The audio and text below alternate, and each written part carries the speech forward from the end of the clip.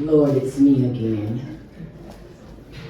I'm asking you for something that I've never had. I've been married once, Lord, but you wasn't around. You know all about that. And then I had a really nice relationship with a great guy. Not the best, not the worst, but it's me again. I'm asking for something I've never asked before, Lord. I'm looking for what they call the Boaz. Not Boass, y'all. B-O-A-Z, biblical, Boaz. And I don't know if I'm ready for that person. So, Lord, will you let me describe how I'd like for him to be? You can do what you want to do. You're going to do it anyway. But, Lord, he's got to be smarter than me, because if he's not, I'm just going to run over him. And, Lord, I like to run my fingers through nice curly hair. And, Lord, he's got to do his nails, shine his shoes. He's got to. Well, Lord, let me let you go, because I already know that you know what I need. So I start to build my life, and I build it around my daughters. I build it around my grandchildren. I do what I do because of the energy. And something was lacking. And where the lack came in was where, when my husband that I was married to for 17 years, 8 months and 7 days. Oh, did I tell you that he was 37 years older than me? Close your mouth, close your mouth. That's what I needed at the time. Oh, but I wrestled with that. I'm like, whoa, 37? I'm 40, you're 77? Well, he was bowling, he was golfing, he was flying. He was one of the owners of the SWATs Club. If you know anything about the SWATs Club, it was one of the first Black American clubs, Afro-American clubs in Dayton, where the lawyers, the doctors, the Black preachers, anybody that was somebody could go, and all the boxers and the singers, Nat King Cole, who came to town, they would go to the SWATs to eat, so he was kind of a big deal. It didn't matter that he was 37 years older than me. I liked him. I'm just gonna be 100. Yeah, I'm a minister, but I keep it real. This man that I was married to for 17 years, 8 months, and 7 days, on July the 1st, he told me, he said, baby, he said, can you take me for a drive? I want to feel the sun on my skin again. And I'm like, okay, when we get off work, I come in, he's meeting me up at Napoleon's with dinner ready, and today he's talking about sunshine. He normally takes me somewhere, he'll fly me somewhere and say we're going to spend the night. But today he only wanted me to take him for a drive so his skin could feel the sunshine. So I did. It was July the 1st. My husband died August the 8th of 07. It was July the 1st of 07. That 41-day journey at the VA hospice was the darkest place I ever thought I could be. And I realized that this man that had given me so much, he getting ready to check out. But then I had to be grateful because I had 17 years already, 8 months under our belt. Had not been sick a day. Me, my back went out. I walked with a cane and a walker from 2006 to 2007. Go figure. But because I was trying to take care of him. But when he was dying, he made me so angry. He said, baby, look. And he had this kind of deep voice. He didn't talk too fast, you know, because me and him used to dress a lot too. They kind of, you know anything about Peaches and Herb? Y'all probably don't. Ike and Tina Turner? Yeah, anybody in the room? Ike and Tina? Okay, nobody's getting my drift. Well, we were cute. He was swag before swag was swag, but a different kind of swag. He was swag with amazing grace. You know what I'm saying? Swinging amazing grace. So he was the guy that everybody called the Godfather. They asked for advice. They come to him. He's getting ready to leave me. So he looks up at me and said, baby, don't you die with me. He said, you gotta go get help. You hear me? You can't let our love legacy die.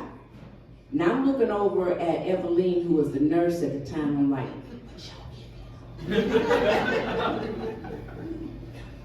Daria, you've got to go get help.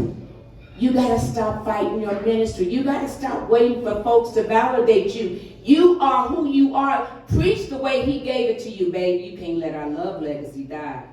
Will you go get help? I'm still just looking at him. He said, baby, he said, you're gonna write that book. And you know what? You're also gonna soar like an eagle. He said, and your ministry is gonna grow. And baby, I'm gonna tell you something else too. You're gonna fall in love again. That's when I hit that bed of hospice and I said everything but the Lord is my shepherd, I shall not want. I said, you gonna lay there and die and tell me how good my life. It was the cruelest thing I thought Todd could do to me. He said, baby, just promise me you'll go get help. I ain't never talked about going to get help. What kind of book are you talking about? I never talked about a book. I never talked about a ministry. But this man had never lied to me. Everything he said he would do, he would do. He was wonderful to my daughters. He was a best friend. He was a confidant. Anything that we did, we did. We made our own music. And I'm supposed to now go on and do all of it? I was angry, y'all. I was angry. 2007 it was when he left me, August the 8th. It was in September of 2010 that the Lord told me to start a website called Sharing Ministries to get some of this grief out of me. Because if you were not close to me, you wouldn't know I was grieving. But I had a nucleus of people, and most of them are here tonight, my family, my sister. They see me at my worst in order for me to become my best. And that's what Todd did for me in a way no man had ever done. And I bragged about it. That's getting ready to leave me? But because he told me things in his living, I had to take heed in his death. So slowly but surely, not even calculating, not even planning, I just tried to keep living. So when he told me that I would write a book, that I would have a ministry, I didn't believe none of that. I had never talked to him about it. But now today, the Sharing Ministries website that started out being a website talking about only but grief now empowers, engages, and educates men, women, boys, and girls about how to be their best self. It got me out of my grief, and it showed me that life was just beginning for Daria. Everything that man said, I co-authored 3 books, and I ain't bragging about me. I'm talking about the Lord in me. Because I can't do nothing without him. With him, I'm everything. I was able to get through some dark days without going back doing some old stuff that I know don't work. I ain't always been saved. I ain't always been Minister Stone. Let me just keep that 100. I knew that wouldn't work. So I had to just keep walking closer to the Lord. I'm like, all right, you got this. Because I don't. But I remember him saying, go get help. I started going to grief classes out at hospice on Wilmington. Didn't think I would need it because I'm tough. I make everybody else's problem go away. This ain't gonna last long. 2 years, twice a week. I was there. Couldn't wait to cry, let it out. And it helped me. So now I stand before you as the things that Bridget already mentioned. But what I thought about when I was preparing for this, I was going to give it a title, but I want you to help me give it a title. What would you call me? A woman that never thought or talked about doing all the things, co-authoring a book, developing a curriculum. I mean, starting a ministry. I'm 71. I told the Lord, do you remember what my birthday is? I should be slowing down. But you know what? The best is yet to come. And you know another thing I want to share with you? The one other thing he said I would meet somebody.